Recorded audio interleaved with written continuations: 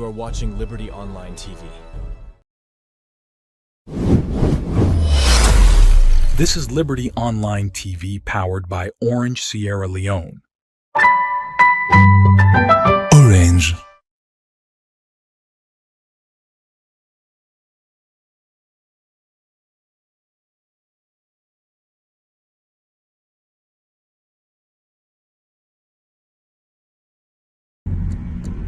Term them like this, where politics they shape with future, career they define we path them, and the economy they touch everybody in life. Big thank you to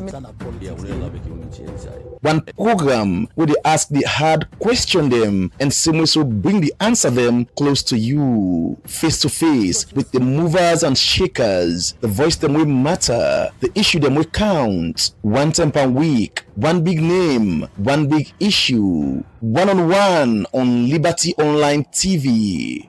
Every Friday, 8 to 9 p.m. with Khadija Bangura. One-on-one, only on Liberty Online TV.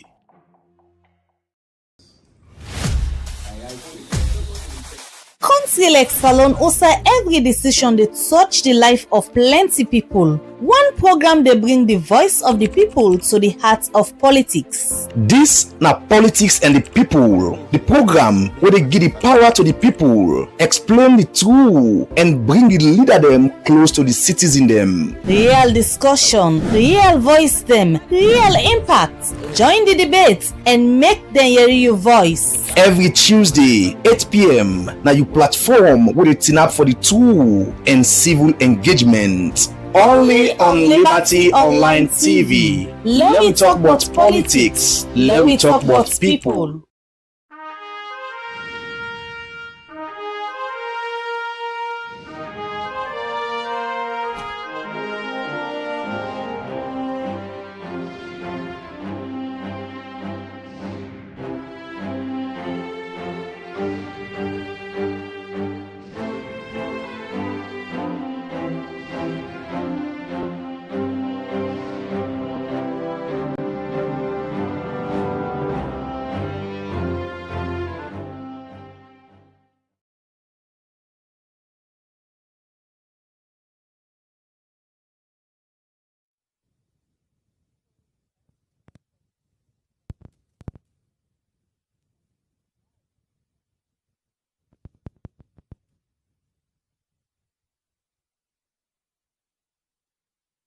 This now the final edition of the breakfast show for this week, and we will bring come to you this final edition for this week. My name na Khadija Bangura, And Mina Kaba, good morning. It's Friday, the 7th day of November 2025. And inside this edition of the breakfast show today, we can't talk about the country corporate business, the area outside government can give exemption and tax to different institutions them. As budget Advocacy Network BAN on the 5th of November, been go lay a report na parliament where they show say the country they lost a lot of money in billions, leons. OSI government can get exemption to some institutions them. Well, now that report that we can look at this morning, waiting the government do loss, the areas them where the report cover and waiting need for be done so that the country not going to lose plenty money where it come to tax exemption. And that's what they discussed this morning na the breakfast show. and Seth Fugoyeri from the Sierra Leone doctors them, the association we say they don't join the fight against kush and other synthetic drugs them. All of this they inside this edition of the breakfast show for you this Friday morning. You say for the watch we go get the opportunity at some point for join the conversation by way how you for send we you comment your thoughts on the number +232 74 200 545 +232 74 200 545. Now the number then they wait for send we you comment your thoughts on any of the issues them where we they can discuss inside this edition of the breakfast show where they come to you live from Liberty Online TV. All right, and members say you say for the watch can be part of the program and drop your message at the number +232 74 200 545. We tell us say we first issue we look at this morning where they talk to the doctor them. Also, we get on the phone now, Dr. Peter McJajua, when at the Secretary General for the Sierra Leone Medical and Dental Association. Good morning and welcome to the breakfast show, Doctor. Yes, good morning, Kadiga, and good morning to Liberty. Good morning to the general population as well. We see since the fight against Kush start, yesterday the association don't issue a notice. Usai una self don't put on our own position as to how una want for effectively and actively be part of the fight against Kush. Firstly, just take the viewers and through why it take on this long for come out with a position on this whole issue we get for do with Kush. Yeah, Kadiga, good morning once more. For just make and clear, it not take me long because if the fight against Kush, I must make an authoritatively say, we na SLMD, we na be the first set of people then we begin to raise flag in terms of this Kush epidemic. Let's just take we back in late 2020. We be the see cases in our hospital where they present in different form. We have a condition we call acute respiratory distress syndrome, where patient that they come in, then respiratory impair, like the way they blow abnormally. But when we check them, when they see any cause, like they know we'll be saying like how we can call pneumonia, permitting or cold way they can call them, just can't blow impaired, they blow fine and all that thing and but after we don't check, we didn't say anything. Like just waiting. So we begin to take and say there is something going on in this set of patient there. So early 2024, what we do this at that time we AGSM. One of the things that will be disclosing that AGSM at that time. That early 2024, now be a whole symposium on Kush. Outside the leading psychiatric facility, the person they do a case in terms of presenting about this Kush epidemic and how patients they present to them in terms of the increased number of patients that we don't go there, especially youth there, where they basically they present with this psychotic effect, where themselves be suspecting a Kush, and at the end they concluding a Kush. So we do this symposium, most at that time the media house every day, and every other put every day, we do this symposium. Then like almost over almost 2 years ago. So I must say when I be the first set of people that we raise this flag against Kush, and we be say there is a handful we mostly will be facing as something synthetic, we you that they take, way more poisonous than the jamba way they take, or every other dog like the ash and so many other dogs like tramadol. We feel there was something more superior at this point than just denting and day. So I must say, since then, we be even write a position after that engagement during that.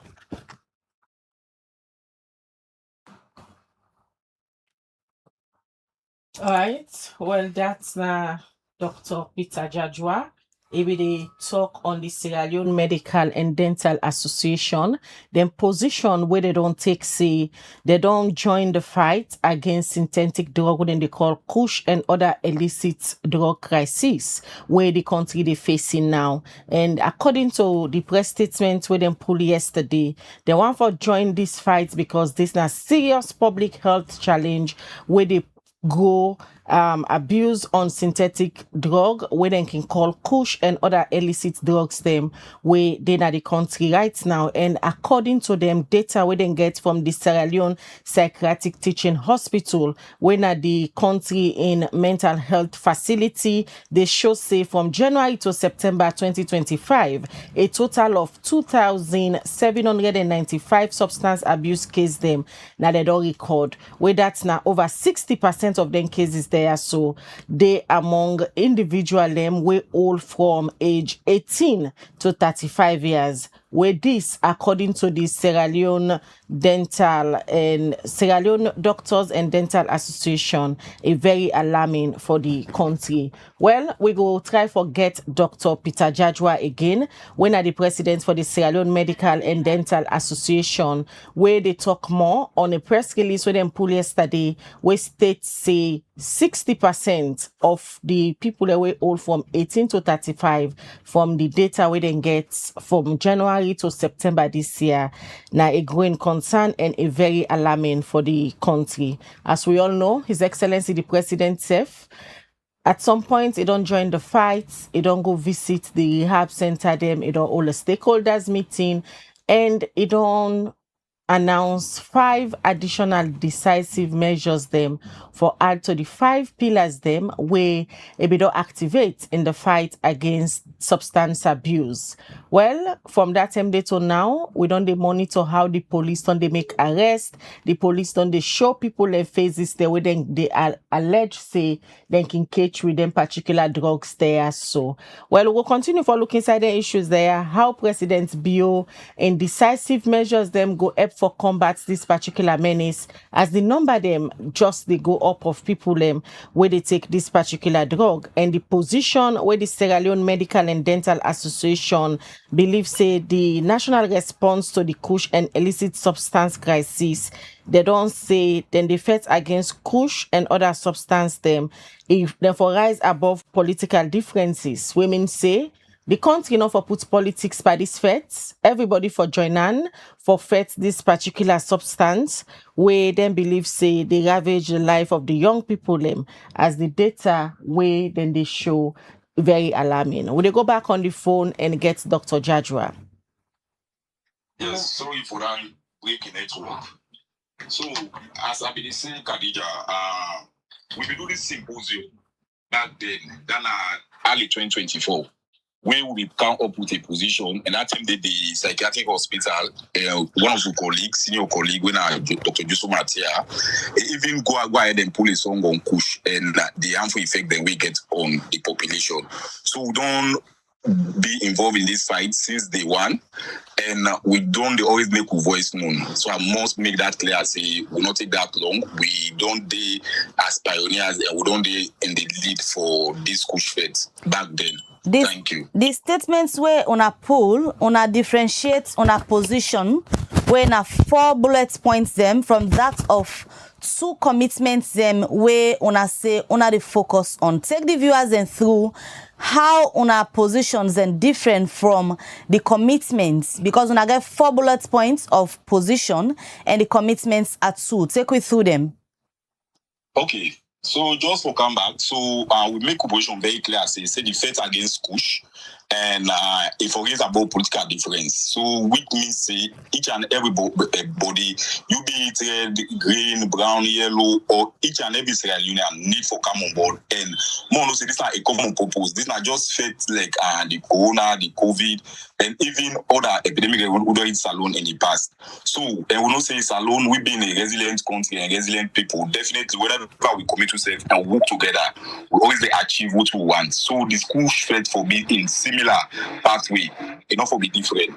Then secondly, we talk say this not will be a time for let anybody use this epidemic as forget for score a political goal.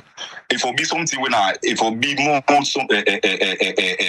it will be something with the get towards empathy, because when we involve life, where innocent life that they be lost, it will be something when for be you for empathize with, and also we will be committed for save lives, because this now we continent then, this now we youth there, we leaders there, and the future leaders then where this push the ravage presently. And if we not stop this now, then it will be a disaster in the future. Because push, honestly, not just one of your officers are just the one there we they are still they take push or waiting. Nothing where even people they were very responsible. We people that we very, very much we the people they were caught inside who don't come across, we don't involve in push abuse, and at the end of the day, the future they be put in jeopardy. So we be committed for save the lives of these people there. Thirdly, of course, we don't say we all the government the head.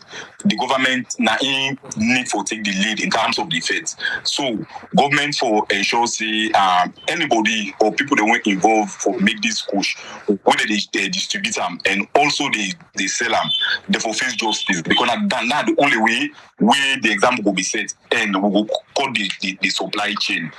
Then fourthly, this now, as I said, this is a national affairs. Everybody for be involved. Each and every Sierra Leonean. Either you be market woman, or you be bike rider, or you be mama papa now also.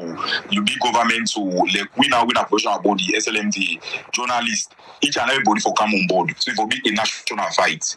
Then with commitment, of course, if young population, we are SLMD, we are a professional body, we are medical doctors there, and we are very important group of people there in terms of fighting, engaging in this fight. So they do engagement in terms of media for educate people there, because believe the doctor now if you tell you say this you don't need for them, and this if you don't like, these are the effects on your health, then people will listen better. They will not say, oh, this is not good for me, and this then are the repercussion if I continue. So we get one-on-one engagement with people them day by day. We get one-on-one engagement with people that will be affected. We get conversation with them. You get person in your office as a doctor, or you clinic, you will engage them for more than 30 minutes, 1 hour, just for talk to them, and we will listen to you. We collect them at the psychiatric facility. Definitely, they have been doing this since back. So I feel say now we don't need for upgrade or we need for boost this engagement. Then secondly, definitely, because these people that they need medical care, they need we professional input. They need we professional treatment. We committed for treatment whenever they can hospital. We need discriminate anybody. We need to judge anybody as we do. We don't say this not a human fight, and we understand the psychiatric implication we related to push intake or if any other drugs, because drugs are something they take. Even you say you know we be aware of the repercussion. What you want to take at that moment day, you feel fine and you okay. Then after which you go back to your normal life. So you go feel as something normal, and the more you take them, now the more you go yearn for more. So with this, we believe say we will continue to give professional input, we will continue to give professional advice, we will continue to give professional treatment, which will be a scientific based treatment. When I think that we don't be proven say it work, and we'll get to people who are affected by a coach. I believe say through this people they are going to change and their life will become better and useful to society. Dr. Jadwa, we already know, say, so many people don't come on board, the media, civil society, even government stakeholder they use their own platform and then various communities for raise awareness on the dangers of kush. Now, UNASEF don't join the fight. What significant difference where UNAFI say this una strategy will cause in the sensitization? So as I say, we are a professional body, we are a professional association. So definitely, we do all over the country. We get we personnel there, we get we colleagues there all over the country, now hospitals there. And as I said before, we get one-on-one engagement with people that will be affected by kush. We get one-on-one engagement. So with this one-on-one engagement, you try for advices, we try for talk to them, and also tell them about the medical implication, most importantly, because let me tell you something, Kadija. Each and every month, I'm going to world is afraid not die. Yeah? Waiting month, man, afraid, as long as they know, say, if I do something, then it gets the effect for that die. Then that person will be careful. Now, it makes sense if you get common sick, like, you post the guy, like, example, hypertension, diabetes, tell and say, you know what you need for do? Just reduce your salt intake, exercise. You will see say the person go try for make conscious effort for the thing, and if that say no, you need for reduce your sugar intake, you need for it's certain food. They will make that even though people then go still go yarn for that day. But when I remember, I say, oh, if I do this, then the repercussion or me that my life be at risk or my health be at risk, then we that person they go stop for the thing and day. How this don't be put in so many things there. Yes. How am I going to describe the current response? Because one of our position, they ask governments for ensure say anybody where gets anything for do with kush and other substance them, whether in the process and they bring the chemicals them for ensure say them face justice. How am I going to describe the current response so far? Yes, the current response so far from the government, we want to say we recognize that, and we believe say with the leadership taken by His Excellency the President in terms of him being with number one person at the country, and instead don't come on board and make the commitment, put in in place task force. We go ensure say people then where they either manufacture, people then where they distribute, or people that where they even sell this kush they brought to book. We believe say that's a very good thing, because in terms of governance, they always fight back. Then they will make no mistake about it.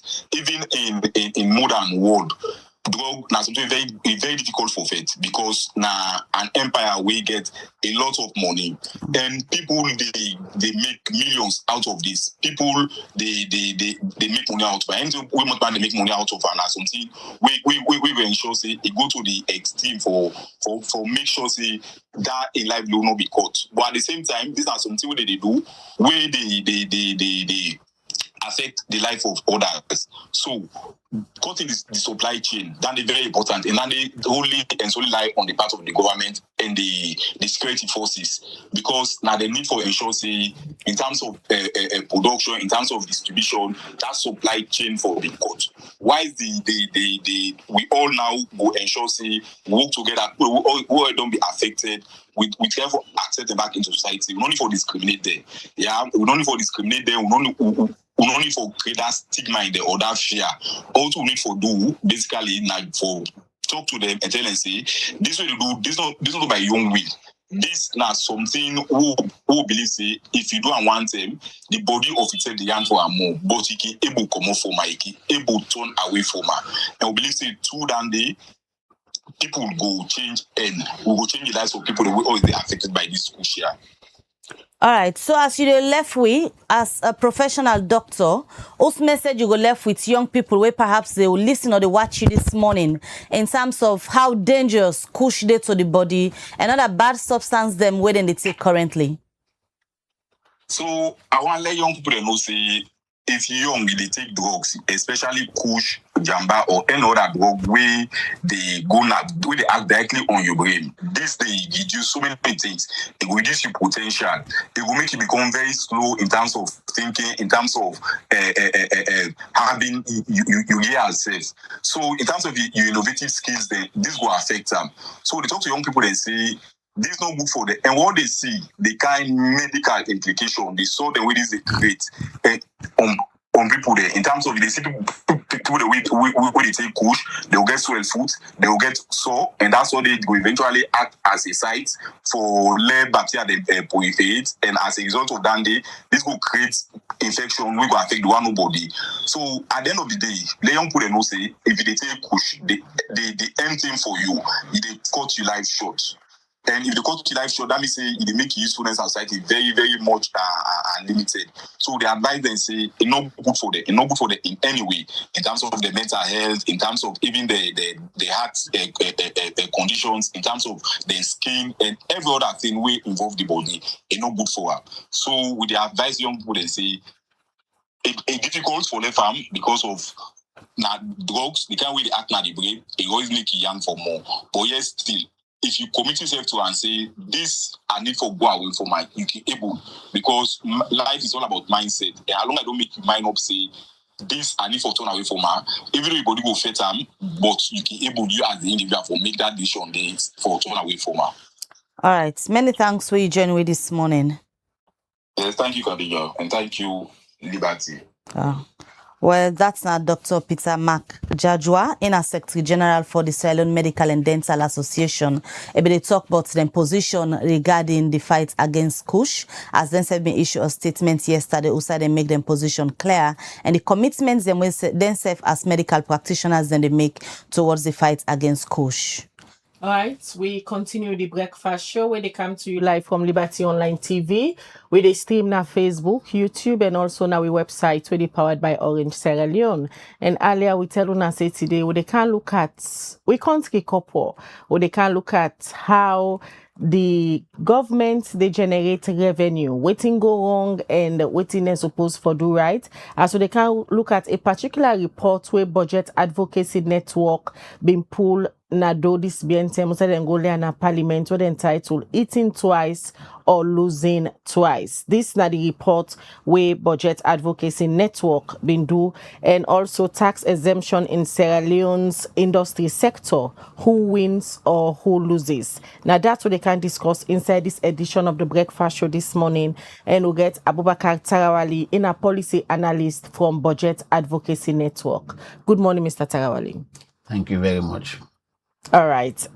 This report we una look at the revenue sector and the tax area, and now one we don't they make the rounds this BN talking about a lot of lapses in the revenue. Firstly, let we go into the idea behind putting such a report together from Budget Advocacy Network.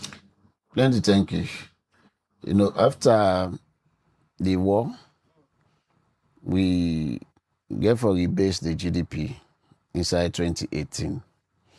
So for people that will not understand what na rebased GDP, like we be they go primary school, they do fraction.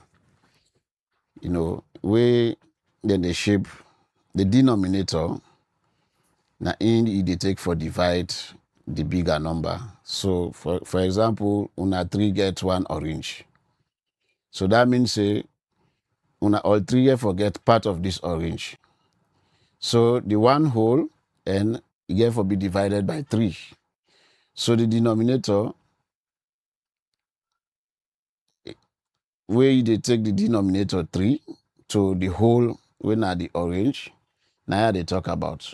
When they say GDP, now in terms of the country economic growth, it gross domestic product. So if the denominator small, the country economic growth is small. But then realize say we denominator don't big where they expand, they rebase the GDP. So as a result of that, we look at the players, just like in fraction, we get various people that will go benefit if we shape 1 whole to a fraction of 3. Now the same thing happen where they rebase the GDP. They can't not say other sources them they contribute to the economy. So they classify them economically, and now they can discover say instead of agriculture, we now be the biggest player na the economic space na salon. Now the industry sector don't become the biggest player. So as a researcher, they ask so many questions. 1, now that this industry sector is the biggest player, how much in they contribute to the economic growth? Again, previously agriculture, how it perform now compared to the industry sector. So you ever categorize the industry sector, let people know what it constitute them. So mining constitutes up to 82%. You get what they call quarrying, you get manufacturing, you get what they call construction, you get energy. You get other subsectors. So when you look at this, there is a lot of tax incentives where government they give to investors them in that area where they come to the country. We mean say almost then they contribute to the economic growth, is far less compared to waiting the government to forgo in the form of tax incentive. So now that one they make we do this research because if I not say for 3 consecutive years where the government they do the budgets, then theme they center around domestic revenue mobilization. That means say because the budget's not a deficit budget, you get a financing gap. So the only way we go able to do more development after we take within the NRA they collect in the form of tax and non-tax revenue for service debt, the fiscal space where they left for do national development program, it will be so small, about 1% or so. Whether one day, now you go take for do roads, now you go take for do free education, now you go take for provide electricity. It's so small.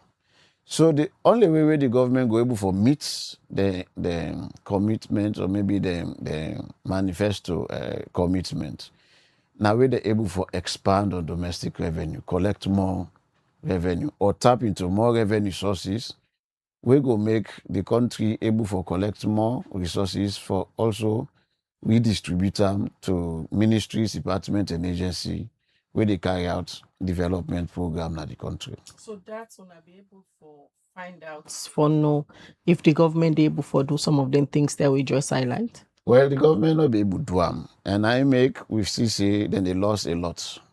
But we just point onto government without give evidence.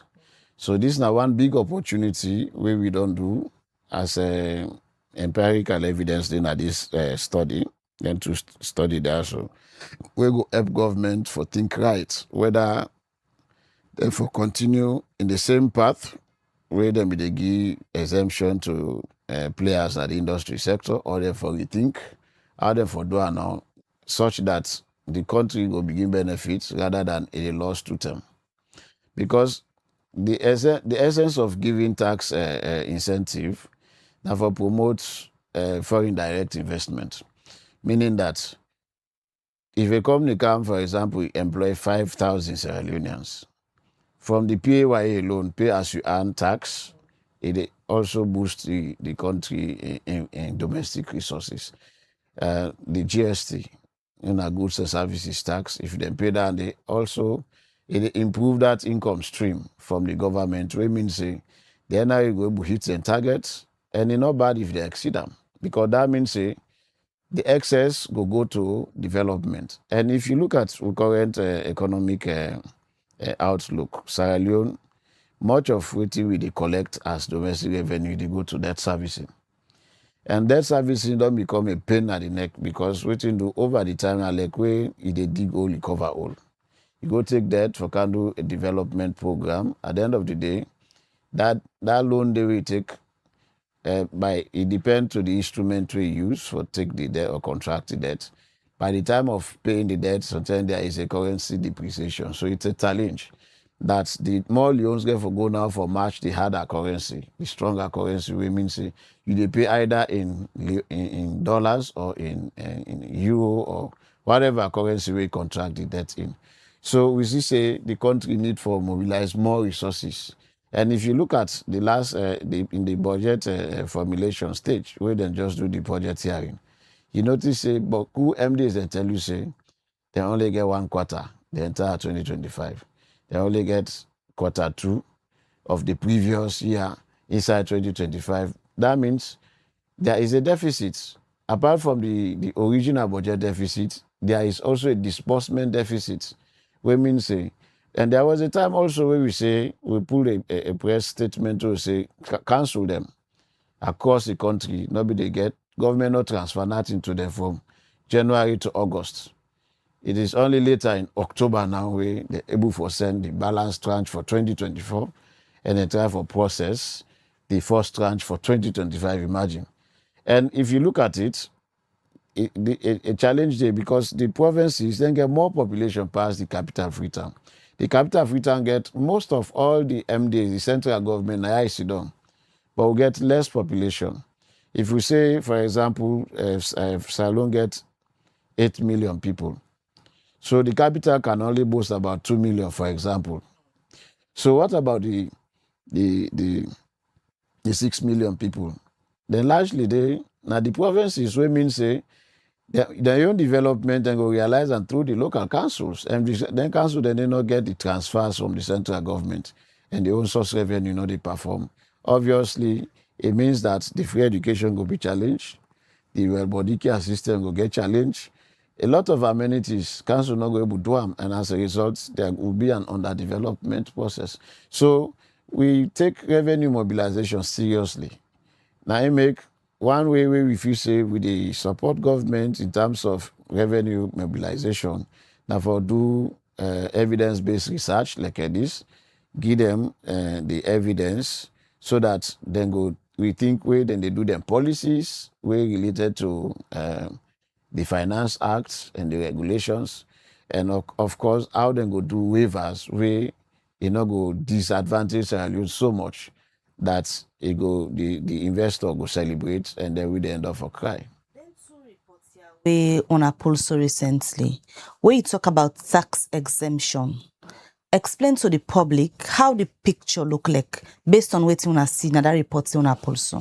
Okay, so this research gets a scope of we decided for look at 2018, and I don't show the reason why, because then we base the GDP inside 2018. So we look at 2018 to 2023, then a period of 5 years, where we look at the industry, entirely the industry sector. Mark, you say this figure is not holistic, it's just the industry sector. So for the one them way, yes. no, also I cover. Like the one the way I don't explain this on mining, quarrying, manufacturing, construction, electricity, diamond, all the other subsectors and they read and they under there. So if I now say construction, for example, people then they really do, I call them then housing. You understand? People are into real estate, you come okay, you want to do affordable housing. So government goes to say in the long term, one, manufacturing will get potential for employees and unions. But before they become employable, first of all, they get for qualify for let them be employable. So that means there will be skills transfer. That company is supposed to train and unions in modern building, and now then for build for business and for do local housing, that kind of thing. So we look at electricity. There was a time where government they provide waiver to solar products, solar panels. But at the end of the day, it becomes very much costly in the market than the citizens can afford. And so we look at that industry and look at which government they lost in the form of, let not say government, which salon they lost in the tax incentives where they go to the industry sector compared to waiting government again. So 2018 alone, government lost 177 million new loans. And compare that now to 2023, the amount don't go to 3.5 billion new loans, when at the old currency now 3.5 trillion. So that's a big money where if that they be injected into the national budget, it get a lot we go do in terms of essential services, in terms of government development agenda. When you look at the two-way compare 2023 to the latest lows, you notice say instead of the figure come down, it go up. It go up. Let we take, because not to now Budget Advocacy Network begin raise concern but then tax exemption here. From when I don't raise then concern here, how serious government don't they take the issue of salon where they lost money to tax exemption? Una they still exchange the day? Well, yeah, I go say so because like I say, not to today business. In fact, 2019, we'll be do the tax exemptions, tax and duty exemptions, where we do a position paper we submit to Parliament, and all waiting will be put to the government be incorporate them. And after that it be done submitted, imagine 2012. Now only 2023 we get a tax and duty waiver act. So that means whatever effort where government they do, then they do so based on the advice of civil society and expert opinion in tax, but it's not automatic. Imagine from that time to now, even when the act comes, you still get need for amendment and therefore develop regulations. And again, the space where we the worker, not to that same pace the government they work with. It go interesting for no say on the 5th Wednesday when we engage parliamentarians, the openly conference say they need capacity building in the area there because you know we will monitor it, you understand. And so if they bring an agreement for exemption, then we'll pass them without knowing the implication whether they get to the state resources. But now that we don't go open the eye, we don't get the data, they ask me for the sources, whether they'll collaborate with the means of verification, we don't tell them everything how this research go. They feel shocked and alarmed that the country, even though we sit in the middle of resources, with the greater resources and then we steal the old cap, they beg for arms, which is very funny. Because there is a feeling that we need now for be wise from 1930s when they begin mine minerals at this country. We will not get anything much for sure for that. Sometimes it can even be funny when you go now some of the country, the West African nations, where they see from Sierra Leone. Some man they rush for cow bag if you say cow diamond or that kind of status where Sierra Leone get, So that means there is a wake-up call for let Salon begin for act wise, because you go continue for give away what you get in your country and then you not get nothing. And in the midst of that, you also swim inside, poverty. The citizens not get much for realize from their resources and the funding. So we look at say the government need for widen the scope around how they grant exemptions, because sometime in August or yes around August, the government may get a meeting with other African countries if we can look at domestic revenue mobilization and then look at this issue of tax exemption. There is a certain report which say about 66% of the investors them where they come Nasalo, not so because of the exemptions. They actually before come whether we get exemption or not because they get things of interest that they want to invest in and they want for them at the space. So I feel say we need for a check how would they do their investment stimulations and because the same way they make out with the exemption concept, not to say it don't become obsolete, by the way, but by that time they will come out of the war and will be need for make Sierra Leone as a destination where people, them investors, they for choose for come for invest. But now that we have don't come of age, we don't begin see how much we can do with our resources. Plus, the government have don't do a geofiscal survey where they're able for determine now if you come, you want for diamond, you want diamond, you want mine diamond, then go tell you say go under. So you don't need for take months or maybe years of exploration before you start for do what you for do in earnest. So that means government gets a proper list of outside the minerals and they. If an investor can today, you want for do mining and I for go. If you want for do construction, the space day, the policies and the laws and where they guide. So the only thing now, I think say this exemption, it don't become a real monster. The last host the NRA boss now, and these are some of the issues them where we bring to a notice, especially the one we get for do the tax exemption on mining company there and how governments they lost revenue. For I believe say na the laws them na the issue. Waiting ban think. Well, Sierra Leone, in terms of the laws, we get some of the very, very best laws when it comes to the law. Rather, we can need for do some amendments because of the period. Some of them laws they also be don't exist from, the colonial time to now. So I mean, periodically we need for update them, or maybe we try to get a national focus constitution rather than the one we inherited from the colonial masters. So the laws them, and obviously that then are the much problem. We get enforcement problem, they will get clash of authority. For example, when you look at this waiver thing, in the primary law, the parliament gets the responsibility for grant waivers. And in fact, they get waiver where parliament no approve them. But then, the Minister of Finance na the supervisory authority over the NRA. So imagine where NRA does set and targets and know the revenue sources, and then when they go for enforce, they receive a call from above. This company gets a waiver on a stay of action. Then they constrain NRA for let they able for hit the target, and at the end of the day, government they pressure NRA say they want resources, because when you look at all the appointments the president they make, then they pay them from resources where they mobilize through tax and non-tax revenue. And of course, some of the projects already go on from,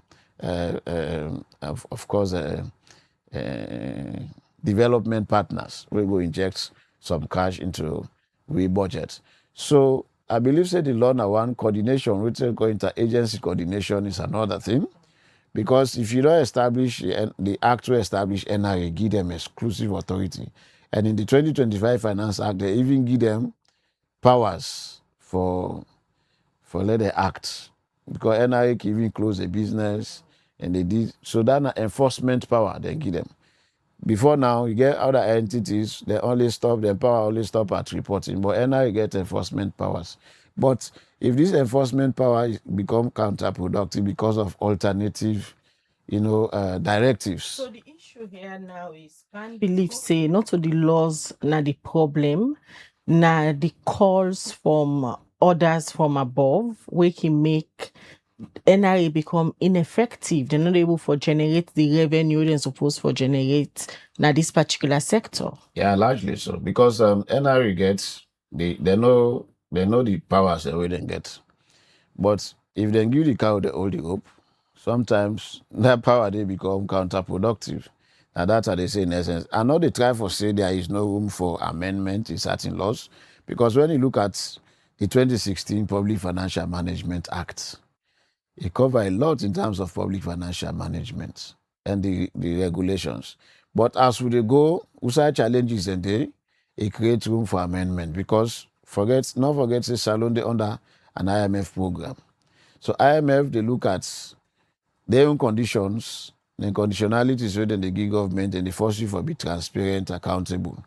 Understand? And also the while then at the crossroad where you go able for be they're able to rate you among other countries in terms of performing economies.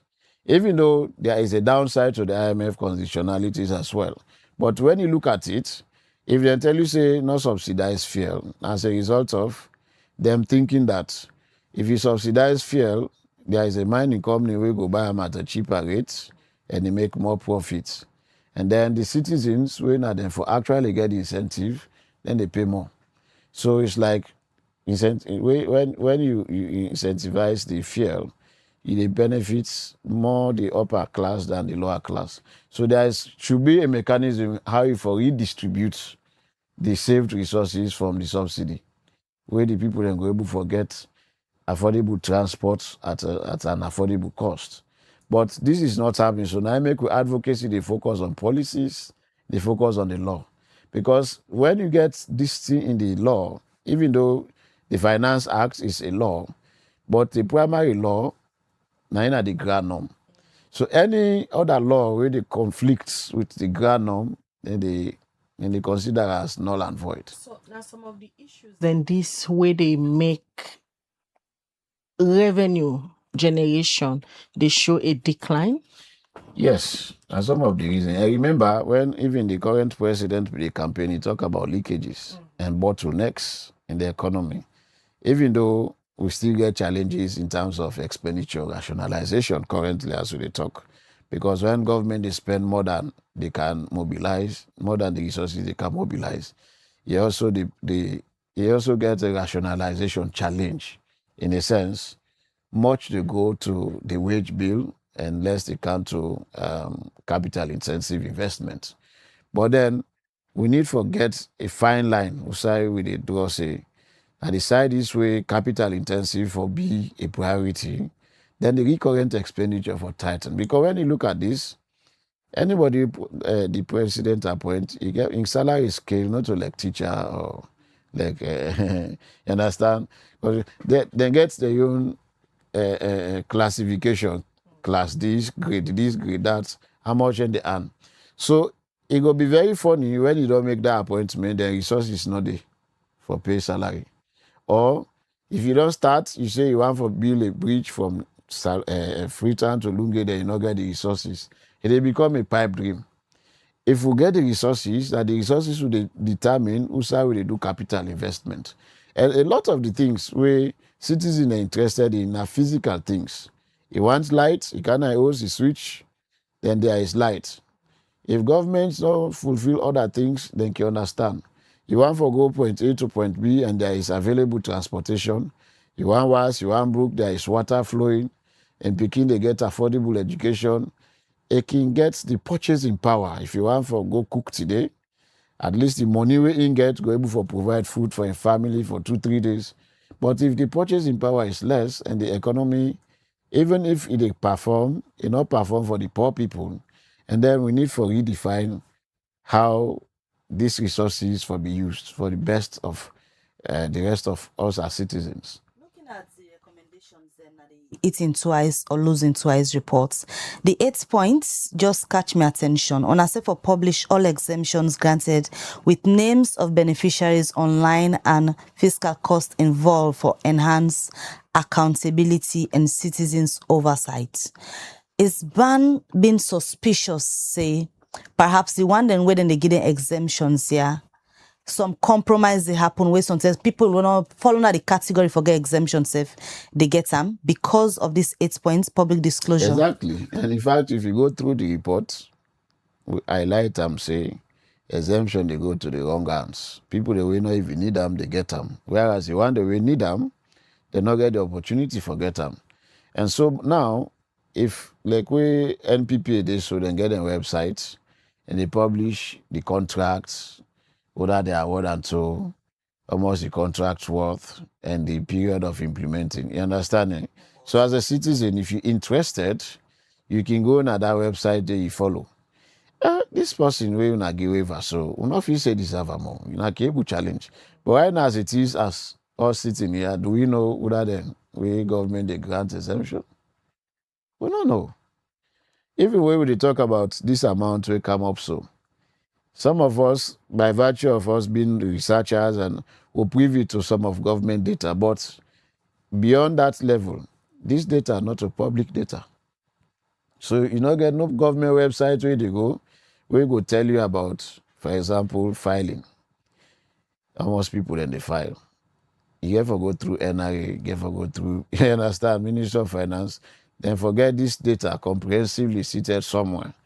But then we they say, for sake of transparency and accountability, why this data not for the online? So that if you then grant you exemption, na me community day or na me sister in community day, and not say exemption they go with conditions. One, if you must do an investment in terms of if na education. Let us say almost people that they benefit through that. And exemption is different from corporate social responsibility. Because the corporate social responsibility, these are things the way the government, the company, they choose for do good to that community day.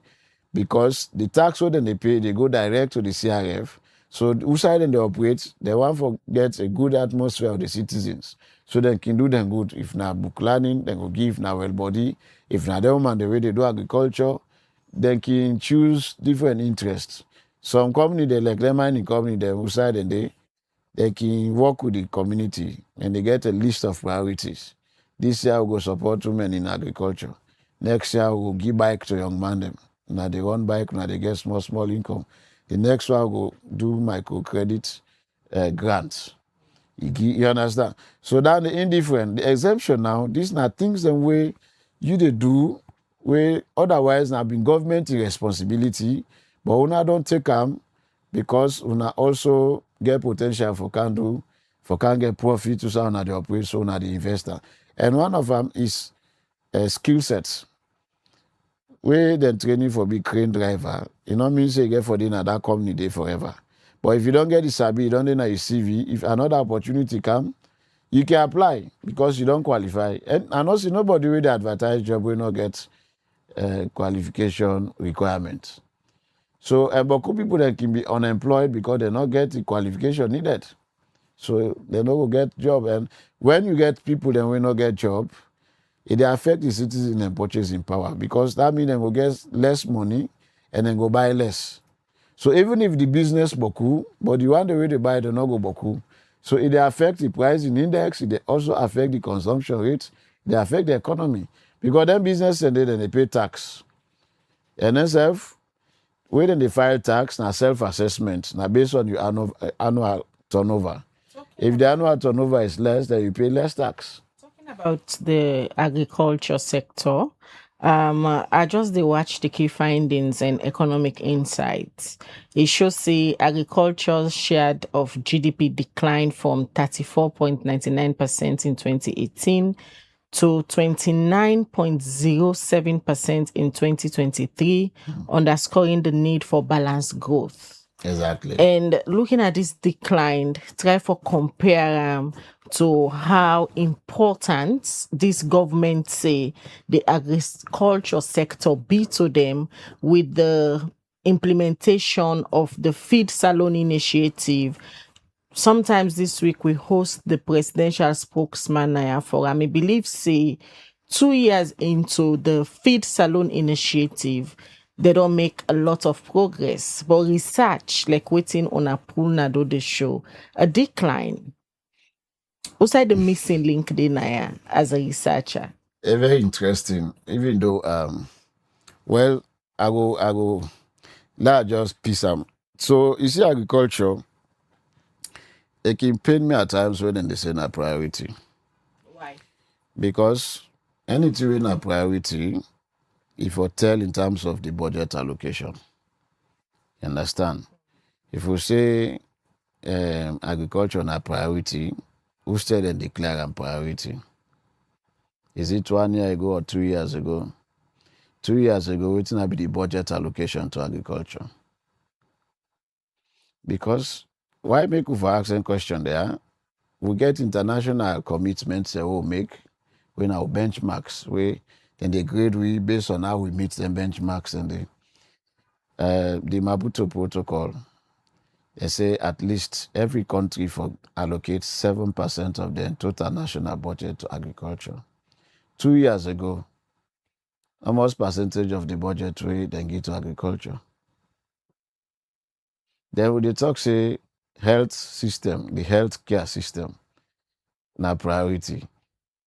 Waiting at the current percentage, they below the Abuja target, 15% of the national budget to the health. They below the target. So is it that you think paper can different from where it come for implementation, especially the enhancer them? Because now when you get budget, it's able for implement a particular initiative. Is it a mismatch? Complete mismatch. But again, let me look at them from, well, in fact, what's more depend me, not to the allocation, not the disbursement. Sometimes they go tell you, say, this amount, the budget for agriculture, for example. But when you look at the actual disbursement, it's a far cry. So how you go say agriculture na your priority when you know they invest? And when you look at most of the projects in the agricultural sector, these are PIPs, private investment projects, where the data, not they sit with the government, then they only report in aggregate. So if you're not able to unpack, waiting at the level of investment we go at the agriculture by the government and waiting go from the PIPs, then why they talk say agriculture na priority? That's one. Secondly, feed salon. The government and on record, and I get the Minister of Information, we talk say, then they ring fence the 5% import of rice. And then go report on them transparently. And when I say transparency, if you read the 2016 Public Financial Management Act, transparency, they talk about public disclosure. That means if you go to the fiscal report, then they tell you every month almost government collect as revenue, almost government spend as expenditure. So if the revenue stream will not get feeds alone 5% day, that means government not the report on them. So there is no transparency in the 5%. And from that 2 years ago to now, we know almost now the 5% where government don't collect within the CRF, when a contribution of the 5% rice import duty. So that means if we don't almost they come and they take 5% from the citizens, you understand, they milk them dry. So it's very important. With all then fine things there where the government officials then can say, we just see this past weekend, a lot of fanfare happen in Cambia celebrating 2 years of the feed salon. They even issue out a report, although that reports they no make public it to the media, but like I say, we host the presidential spokesman Naya. It give a lot of statistics on the progress 2 years so far. And for I believe say now because of the feed salon initiative make rest on candle in the country. A lot of factors in there when it comes to food self-sufficiency. Mm-hmm. Waiting at the private people their contribution. You get people in the way don't clean. Whether government give them incentive or not, na farming they go. They produce enough, they feed in family, they sell some. But when at the cycle between for be sustained by their own produce year round and waiting at government in contribution. you know, would take credit for people them production level to government investment. You know, sometimes certain conversation therefore they put them into context. You know, government, anything will happen, for example, I go just tell you, say, there was a time where they say the Ernest Baikoma led government and credit them for road construction. Mm-hmm. What do you think, say, if a foreign, I call them, with development partners, then give money for build road? If you say we not build that money, they eat that money, then you have to go build the road. So, but as long as it happen under your regime, then they credit you. Say, you get massive road construction, that man the government. But when you check almost government funding with the pattern roads, and it's not even significant. You understand? And some roads and the way they construct, some of themselves now carry over from Tijanka by time. So now if you they take credit for feeds alone, show you a level of investment. If you say they take 5%, that's an extra layer of taxation. Apart from the duty and other things, you say 5% import tax. Tell you how much you don't raise from this 5% and how you want for redistributor. Because we know agriculture, a lot of private people then did it. But now the addition we don't go, now people them from government or private people will get money where they go do farming. And at the end of the day, then they sell. Now check again the purchasing power I talk about. Almost people that will go afford for buy with locally produced rice compared to the imported. So if they make a 5%, then you will add another one. That means it is in line with the policy pronouncement for discourage import. But then you get to make the rest there for the ordinary person. Because if the wala rest there pass the imported rest, I will go buy usa afford. So if that one they can short in because of the import duty or where it come, can they pass the local, that means they force the people they let them not buy. So, Mr. Tarawali, some of them reports they are so where una they do as researcher them, how una they ensure say the public gets them? Because when you look at what una talk so and the decline where they show na the agriculture sector, na a complete mismatch with government priority area, especially on President Bill in Big Five game changer them, where agriculture sits at the top and governments don't they say really nice things them about how successful the feed salon program be. But una as independent researcher or CSO them, una they go out there, do research, put the data out there, where they show say what in government they talk with the reality on the ground, a different. Yeah, well, to answer that question, sure, to get websites, BAN get website to how they upload the reports them, www.ban-sl.org, our website. They also get social media pages within our Facebook, within our Twitter, and of course we try to work on with YouTube and other things. So that's one. Then secondly, we can get what we call a fact sheet and then data debriefing, and sometimes we can even do policy briefs where they engage government around some of the pronouncement or some of the facts and more with the fair not. For example, the side we talk about the data we then talk about now Cambia. The chief minister say major gain in national rice production, 636,000 hectares cultivated and 2.4 yields metric ton per hectare, which means we don't achieve 72% self-sufficiency inside 2024. When you look at the data, for 2022, the estimated production per ton are 1.39 million. And then the estimated import per ton 0.58 million. So that gives you an approximate figure of import share of between 25 to 30%. And the data source, USDA, PAD, trade.gov, we go there, the student data are clear. 2023, 1.40 million tons. Which means the estimated import ton is 0.50 million. That means there is an approximate import share of 26 to 30%. And in 2024, the estimated production per ton was 1.39 million. We mean say the estimated import per ton as 0.33 million. That also the range between 20 to 35% import share. So when you look at this, both national and international data agree that rice production remained broadly stable since 2022, with modest yield improvement.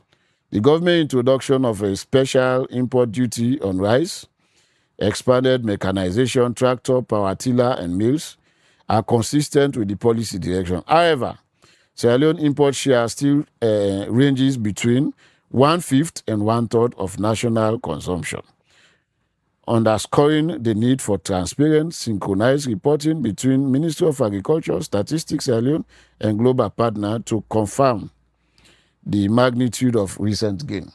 So if the international data get we self-sufficiency at one point, then we national data, they speak at another thing, and we know say government not get independent data. Most of them data there, they come from imports, they come from statistics, they come from agriculture. So agriculture specific data is not enough. You have to also back out other data for compare.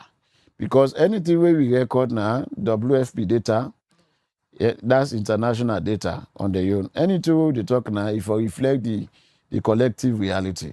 We dey try for say the 2 years ago progress will not be dismissed, but there is a moderate improvement. It's nothing to be celebrated as it is now, because the way we cannot talk about 2025, the data are not available yet.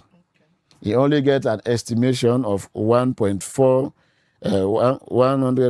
million estimated production. But when it comes to the estimated import per ton, there is no information available. The approximate import share, no information available. But let's say the current pace of 72 from 54% is an improvement. But is it regionally based? Usana Desire will get this sustainability. Because if it is cut across Sierra Leone, they will all forget the same outcome. Because we know that Sierra Leone get major rice production, help them. Now various entities, but this not translates into the type of yield way for make sure say we discourage import. Even though we know say Sierra Leone they spend a lot of money in terms of import, but that get for sustain the lifeblood of the citizens, because you never left there without alternative. Either you buy this or you crash.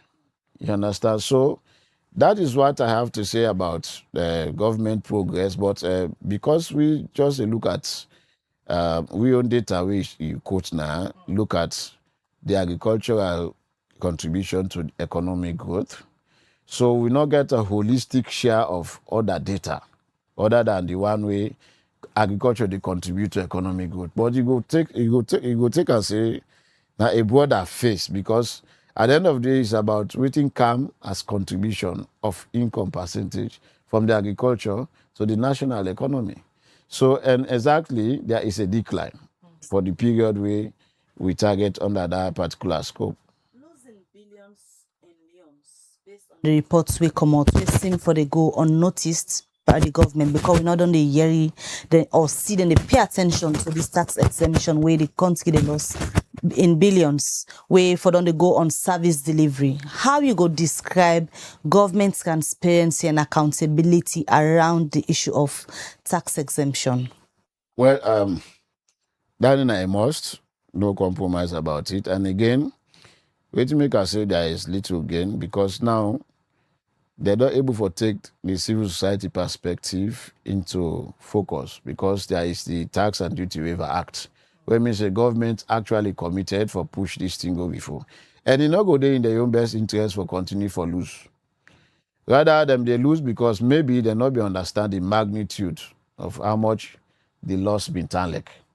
But now that they don't know, it is a wake-up call for Sierra Leone, so much that we need for do everything correct and wise for make sure say we continue for improve with domestic revenue, because now the sure ball down the way the government they anchor the development program, which you get and which makes some MDs they tell you say will not receive quota, will not receive disbursement.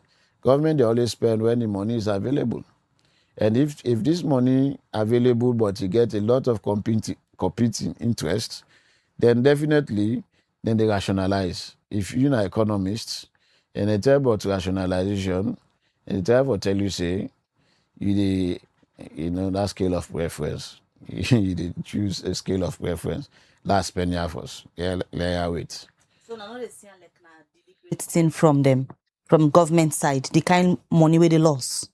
Well, I not say that a deliberate thing, because if you look at it, the lawmakers have been very frank.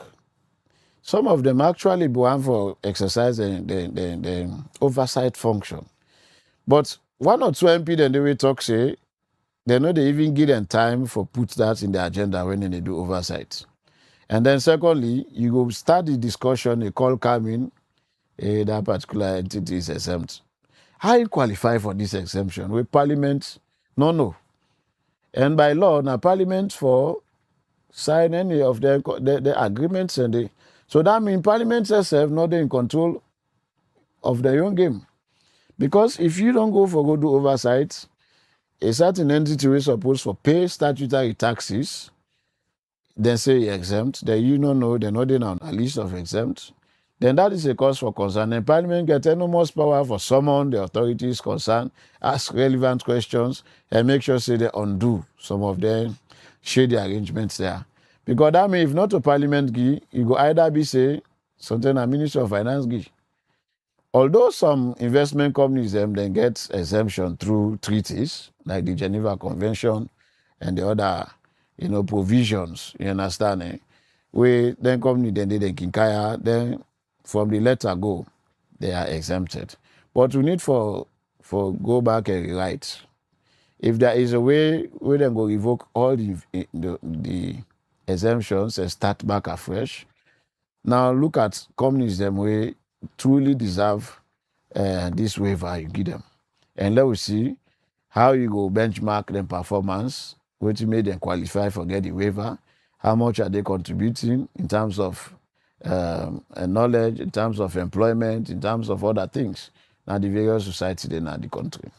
When we look at the risk them, we are able for highlights under the revenue contribution and exemption bullet 4. Say foregone revenue from tax exemption in the industry sector was 39% of domestic revenue in 2018 and 35% in 2023, posing significant fiscal risk. This self show a decrease. Yes, and about for 4.3% yes, of for GDP. a significant fiscal risk. Yeah, significant. Because if you lose that kind of money, how you go able for invest them in the system? The risk is that government not go able for do what they set for do. And if government not able for do them, say there is a metrics. That way Sierra Leone with constitution, they give power to the politicians and less power to the citizens. Because when you make a talk show, political rights, they are justiciable. Economic and social rights, they're not justiciable if you look at. So, for example, if Mabel the campaign for be president, then when he be president, you know able to deliver what he promised inside campaign. You know able to hold him and can go court for that. You understand? Because the constitution clearly prohibits that. So that means they give power to the politicians and less power to the citizens for hold them accountable. But if you look at the fiscal slippages, it's significant because at the end of the day, the programs the way government be don't set for do, they're not going able to do them because there is a such fall in the resources. So the big question here, like on our side to one of the reports, eating twice or losing twice. What's going to be the answer to that question there? So when you look at the report, if they give you exemption, that means say government don't spend tax incentive, the tax expenditure down there. Government don't spend like where they pour you resources by you picking, let you go school so that way done you go be gainfully employed. At the end of the day, it not end up for happen. So you don't get the privilege, you don't misuse them. So you not end up for be the educated person where you want, then at the same time, your resources don't go pan them. Where you not end up for gain. So eating twice, the the investment company exempted. But the law, Section 97 of the law, we primary law, the Salon Constitution, it permit every investment company for file. So it no matter if they exempt you, you still need for file. If you fail for file, na a crime in itself. So now, that waiver we then give you, now one side we eat. But then you get other statutory tax system we be supposed to pay. Because we they exempt you, not to all the tax system. Oh.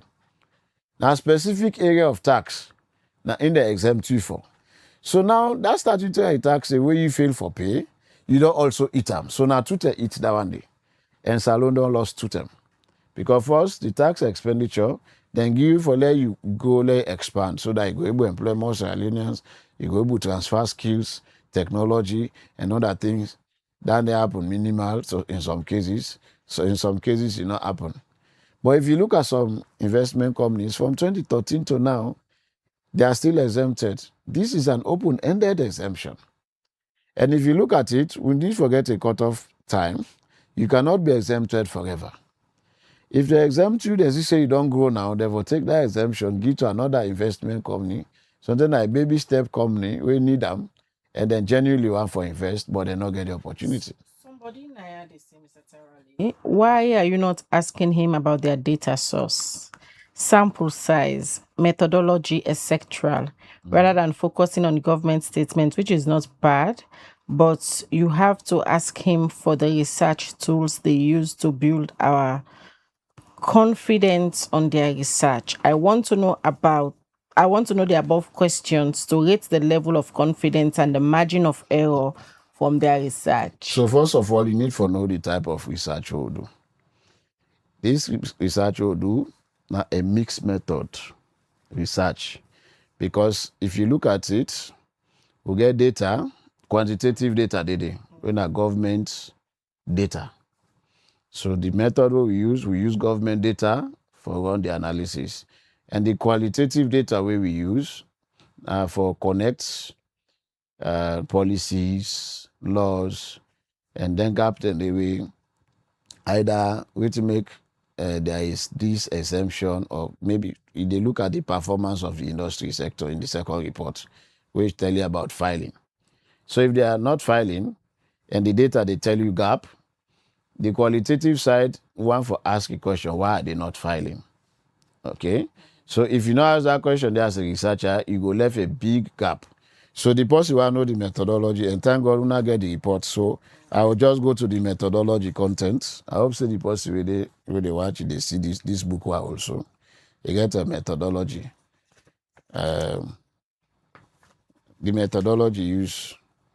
So, you see, it's a mixed method. The quantitative analysis, we look at sectoral data, where we analyze. With that sectoral data, they get estimates of revenue loss, and we assess the contribution of different sectors to the GDP. Because that sector, then they get their income streams. How then they contribute to the GDP, and how much the GDP be supposed for they, if they contribute that way. And then we do the qualitative analysis, we do content analysis of tax laws. Because when you look at the Finance Act, them all where they don't pass, and then they part of this report, it give waivers to specific other things them, and then we do international case studies, we provide contextual insight supported by the development of policy recommendation. So the secondary data source, now, Ministry of Finance, National Revenue Authority, Statistics Sierra Leone, we supplemented by report from the World Bank, IMF, and OECD. Now we methodology and data source than this. So the mixed method approach ensures there is a comprehensive understanding of the impact of tax incentive despite some data limitation. So we'll talk about that side. We'll talk about the weight itself. We look at this table. This table they tell you the previous and current tax incentive in respect of business income. You see all the from 2014, there was for the all subsector, any business registered in Sierra Leone and had at least 20% Sierra Leonean ownership as of 1st January 2015 and beyond shall be entitled to corporate tax exemption. A, for 5 years if its full-time workers is at least 100 employee and the minimum investment is 5 million. B, for 10 years if its workforce is at least 150 employee and minimum investment is 7,500,000. So you see there under the exemption then we read the Finance Act and these are the section 24 of the Finance Act 2014. They get otherwise 100% income relief for small and medium enterprises established between 1st January 2021, 31st December 2023 for the first year of business operation. Section 45 of the Finance Act 2021. Where you watch here, you get all of them provisions there also inside the report. So we not get any abstraction in terms of the data source, data methodology. Now government data we use, now we analyze and from the findings and the recommendations. So if caution is not taken by government, all of this we talk about this morning, the losses, we salon the losses and tax exemption. What thing it go mean for an economy like salon way day down? Well, I'm not sure say we're glad how it is also right now as a country. Me, I can always give example like Ghana. For some reasons, I don't live in Ghana in the 90s. How them be day, they road them be dusty, you understand? So clog with dust. At some point, where some Ghanaians them be day Salonia during the J.J. Rollins era, they're not even able to afford to buy one toothpaste. You pay 5 CD, then put for you paste, you go crop remote. Now if you go to Ghana, they don't improve massively. And not all which man they can develop them. First of all, Ghana write their own constitution, which reflects their own context, reality. And then you get people like John Ajay Kufo, who transform the economy from Usai JJ left farm agriculture, interest. We despite them get embargo and sanction, they be able to afford what they eat. Now post-war, the economy, you say things them rough. So they gotta get one of the best performing currencies now West Africa. So if now black man like me and you two develop that country, because now talk about Nigeria. Nigeria is a big border in terms of the GDP, big pass alone. But Ghana get that, like Salona get that, you understand? But still, compare the country now to Salon. So if they can do them, who says suppose for challenge yourself for do them, you go to a country like Senegal in West Africa. You understand? So if they want and they able get it right, who say for able for think, it's not bad for Falamakata if you compete, they do the right thing. You understand? But if they dig hole, cover hole at the end of the day, an economy like this, it could be stagnated and we want to move forward. When they talk about generation AI now, where people the global internet. Before now, for they get an online TV, everything was how now call them?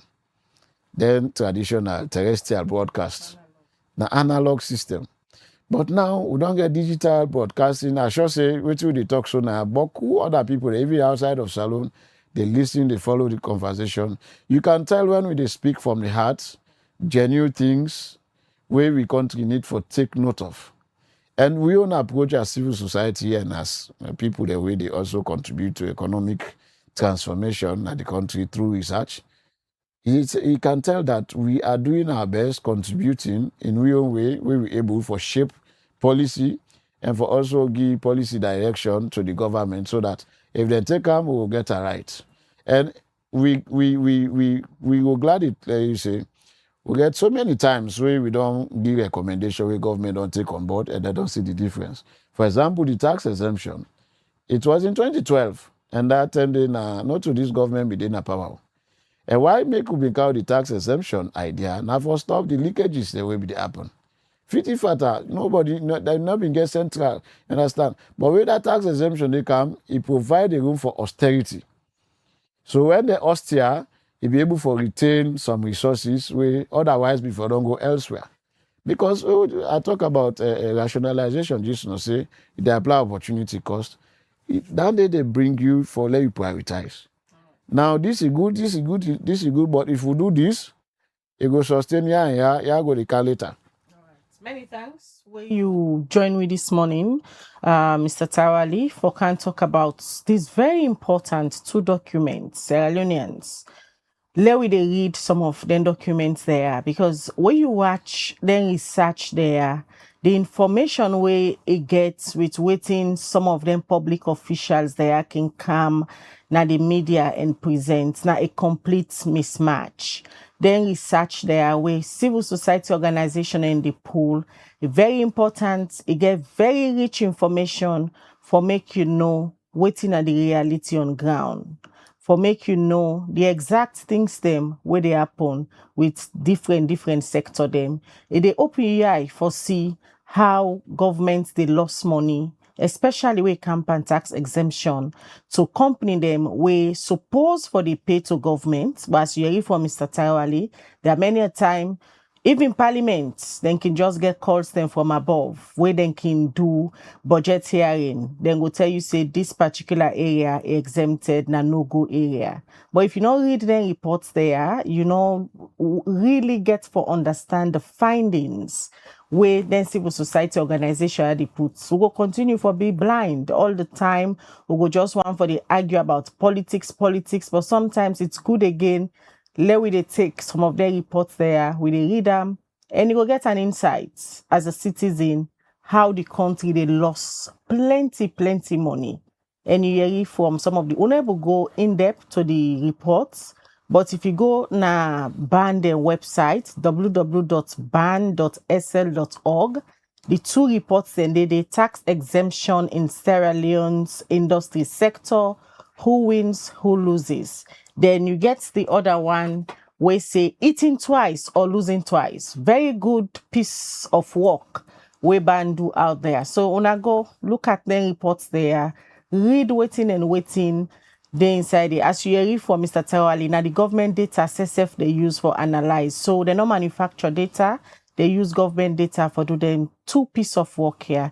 Thank you, Mr. Tawali, as a policy analyst, for can analyze some of these issues for we this morning. We self as a media will use this information, they publish them piece bit by bit, so citizens then go see exactly what's in the inside it. Well, now they end the breakfast show for today. Many thanks. We don't do with you throughout the week, Monday to Friday. And don't forget, on Saturdays, Sundays, we get very interesting conversation the way they happen on Liberty TV, as this is the only platform where they get issues of public interest. So stay tuned, watch throughout the day, throughout the weekend, various contents them where they generate for now. So, Musa Sao Coleman and support the production team for bringing this edition of the Breakfast Show come to you. Mina Khadija Bangura, they wish you all a lovely weekend. All right, to the meet back. Mabel Kabadi, so get a lovely weekend and stay safe.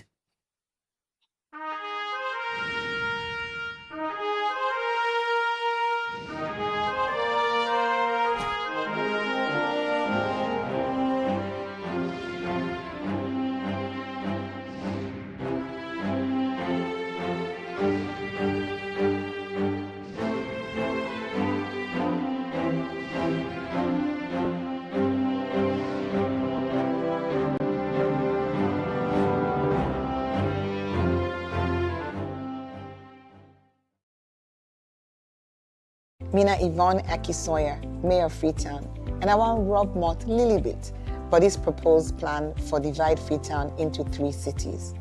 The reason why government give, they're saying that because of development, they're saying that because of improving service delivery. I can tell you up front, any city where they, who say we not plan the use of land, you not get land use planning, who say building permits, they're not effective, it go mean to say access will be a problem.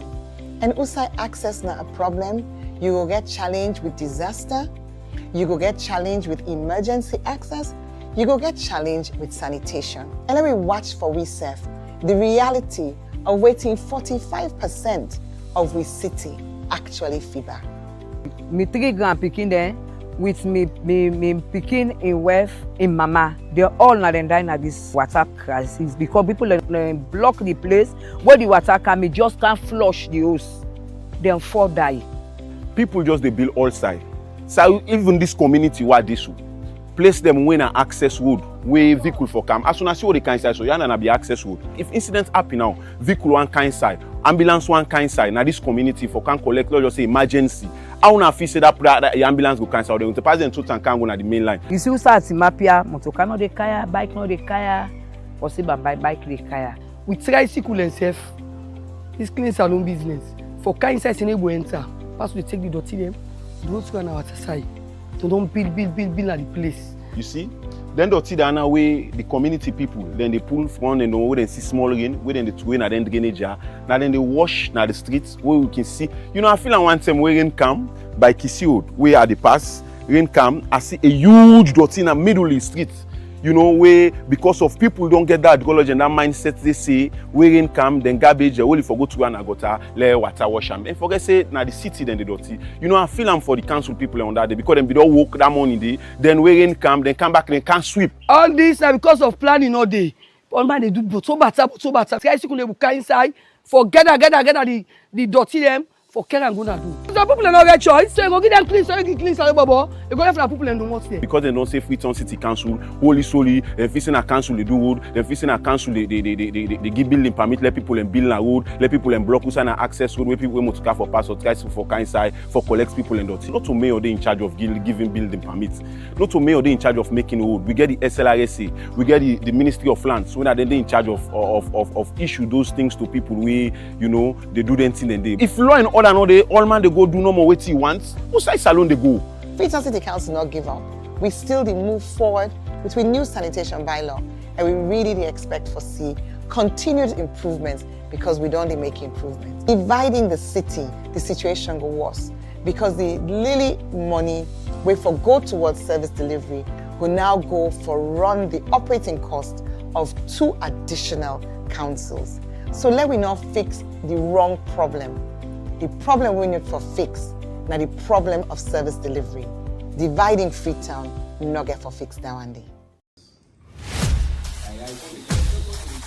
Council X Salon also every decision they touch the life of plenty people. One program they bring the voice of the people to the heart of politics. This na politics and the people. The program where they give the power to the people, explain the truth, and bring the leader them close to the citizen them. Real discussion, real voice them, real impact. Join the debate and make them hear your voice. Every Tuesday, 8 p.m. Now you platform where they turn up for the truth and civil engagement. Only on Liberty Online TV. Let me talk about politics. Let me talk about people. Term them like this, where politics they shape the future, career they define we path them, and the economy they touch everybody in life. Big thank you to One program where they ask the hard question them and so bring the answer them close to you, face to face with the movers and shakers. The voice them will matter, the issue them will count. One time per week, one big name, one big issue. One-on-one on Liberty Online TV. Every Friday, 8 to 9 p.m. with Khadija Bangura. One-on-one, only on Liberty Online TV.